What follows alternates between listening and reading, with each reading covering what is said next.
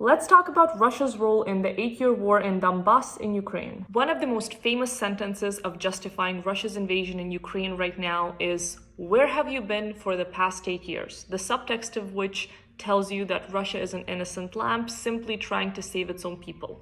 But is that so? Spoiler alert, it's not. The war itself was sparked by the Revolution of Dignity in Ukraine, a violent overthrow of the pro-Russian government of Viktor Yanukovych. This overthrow was sparked by Yanukovych not wanting to sign an agreement that would tie Ukraine closer to the European Union, despite the country's parliament voting overwhelmingly in favor of that. When Yanukovych was ousted, some of the leaders of southern and eastern regions of Ukraine still supported him, and there were mass protests both for Yanukovych and against all across Ukraine. That is perfectly sensible in a democratic country.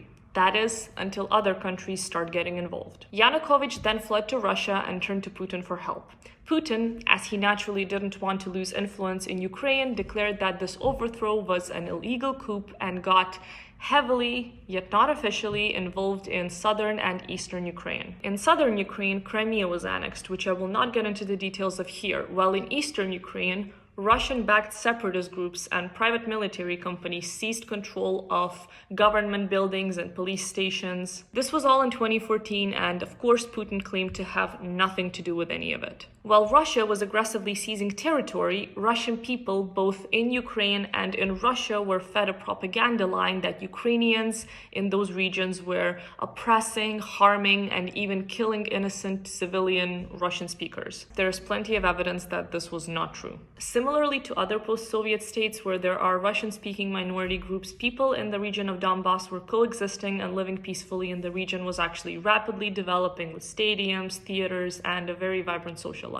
One of the most famous pieces of propaganda from that time was the now completely debunked story of the crucified boy in the city of Slavyansk, which was disseminated all across Russian media. This contained allegations of a public crucifixion of a 3-year-old boy by Ukrainian soldiers in the central square of the city of Slavyansk, which was told by a so-called resident of Slavyansk. This caused absolute public outrage both among Russian speakers in Ukraine and among Russians in Russia, and yet this never happened. There were investigative journalists from Novaya Gazeta and from Dozhd, two independent news outlets from Russia, who never found any proof or any evidence whatsoever of this happening. There were interviews with people who were calmly sitting in that same square on that same day. That can be considered as one of the beginnings of the long informational war, which is still ongoing to this day. In the ongoing process of the war over the past 8 years, through a lot of these completely made-up stories and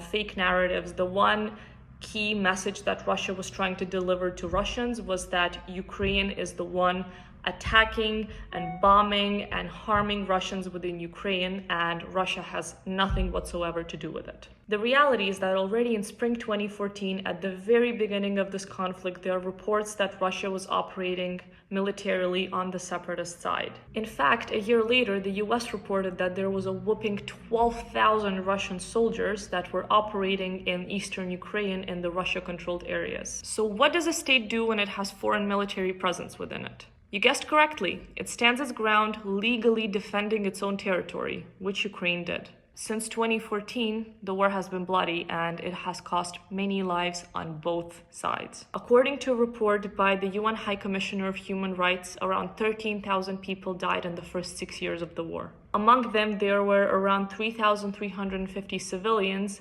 including the people on the Malaysian Airlines plane, which was shot down by a rocket which was brought into Ukraine from Russia. There were many attempts at ceasefires, including the infamous Second Minsk Agreement, the terms of which were never fully implemented, and the fighting continued. On the 22nd of February of 2022, Putin announced that this agreement no longer existed, naturally blaming Ukraine for it.